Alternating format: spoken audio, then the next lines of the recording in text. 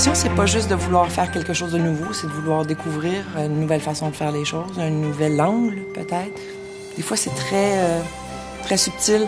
C'est pas... on veut pas changer le monde, on veut juste percevoir le monde d'une autre façon, avec un angle un tout petit peu différent. Bien, le tissu, c'est le matériau principal avec lequel je travaille. Il vient sous toutes les formes, sous toutes les couleurs. C'est vraiment l'outil principal, mais c'est moi qui le cherche dans ma tête, le tissu idéal. C'est sûr que j'ai des affinités pendant des collections. Ça peut être 1, 2, 3 collections avec certaines matières. Je les travaille, je les retravaille. J'aime faire le tour d'une matière première. J'aime faire le tour de tout ce qu'elle peut me procurer. Donc, j'apprends à la connaître, j'apprends à la transformer. Je sais exactement comment elle réagit à la chaleur, au poids, à la coupe. J'aime ça quand j'arrive à maîtriser toutes les facettes d'une matière parce qu'à ce moment-là, j'ai une grande liberté. Mais ce qui est bien dans la matière, c'est qu'à chaque fois qu'on en prend une nouvelle, c'est un autre apprentissage. Je pense que la créativité a besoin des outils d'un atelier comme on a fait ici. On a besoin de toute la technique et tout ce qui est en place ici, dans cet atelier-ci, pour être capable de la mettre, de la réaliser.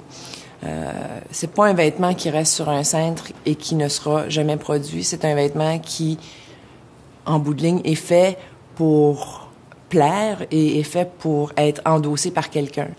Si les gens vont juste le voir dans des magazines, dans des défilés, ça leur procure qu'une partie de ce que mon travail représente. Parce que dans mon travail, il y a toute la notion de l'individu, il y a toute la notion de la femme, de la personne qui le porte. Moi, j'ai envie de procurer du bien-être. Ça fait partie d'un justificatif, si on veut, d'avoir choisi ce métier-là. On n'est pas maître de sa création quand on travaille en équipe. On est en équipe, on contrôle, on dirige, mais il y a des individus qui sont associés à la création, contribuent au travail final et à l'aspect unique de ce qui est fait après. Donc, chaque personne ici dans l'atelier, que ce soit les patronistes, la coupe, l'échantillonneur, sont impliqués à des degrés différents, évidemment, dans le processus d'assemblage, donc dans le résultat final. Forcément, si mon échantillonneuse, je lui donne pas d'explication et elle le coud d'une certaine façon, puis je dis « Wow, vous l'avez cousu à l'envers, mais ça me plaît, parce que pour elle, la logique, c'était qu'il soit cousu comme ça. » Moi, je viens de traverser peut-être autre chose.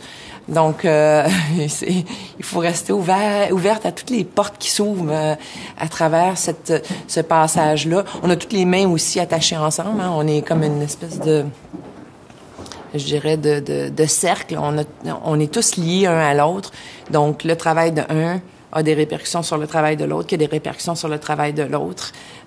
Puis moi, je suis un peu le chef d'orchestre de tout ça, finalement.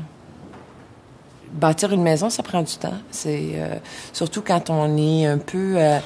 on doit entraîner chaque corps de métier à penser d'une certaine façon, en fait, construire une nouvelle forme de maison.